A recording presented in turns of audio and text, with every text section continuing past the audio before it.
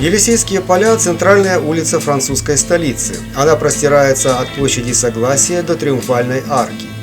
В начале Елисейских полей видим Большой дворец. Это крупный культурный и выставочный центр, возведенный для всемирной выставки, проходившей в Париже в 1900 году.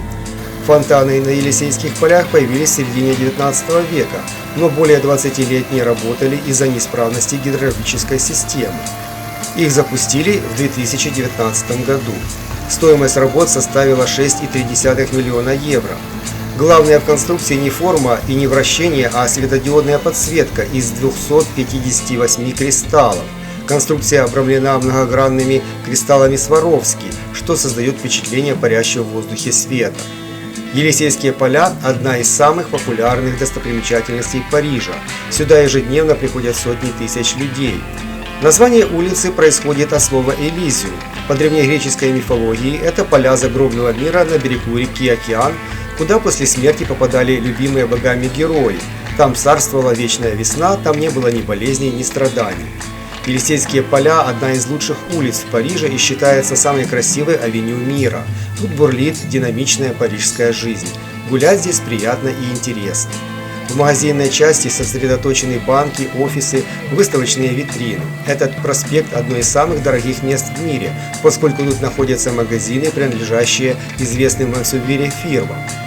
По стоимости арендной площади улица является самой дорогой в Европе. Здесь также большое количество кинотеатров, ресторанов, туристических офисов и агентств. В кинотеатрах на Елисейских полях часто проходят премьеры кинофильмов с участием мировых звезд. Первые документальные упоминания об этой местности датируются XVI веком. В ту пору французские короли приезжали в эти болотистые места, чтобы поохотиться на уток. В 1616 году по указанию Марии Медичи тут был проложен бульвар Королевы, а по приказу Людовика XIV в 1667 году здесь началось строительство дороги от Тюильри к Версальскому замку. В конце XVIII века тут по воскресеньям гулял народ, играла музыка, плясали веселые мещанки. Простые люди отдыхали на свежей траве, пили вино, напевали водевили. Современное название Елисейские поля улица стала носить со времен французской революции. Во время директории Елисейские поля вошли в моду у парижан. Здесь появилось больше лавок и магазинов.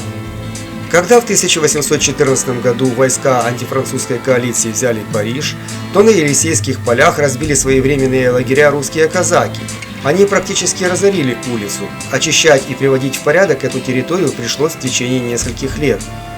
В 1836 году улица обрела величие после воздвижения Триумфальной арки, прославившей победы Наполеона.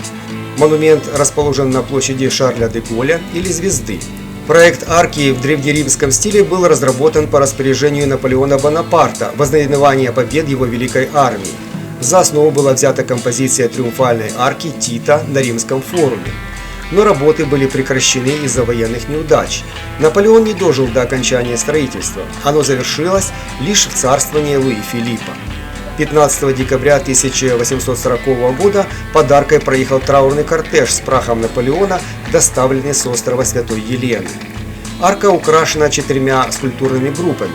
На стенах арки выгравированы названия 128 сражений, выигранных французскими армиями, а также имена 660 военачальников.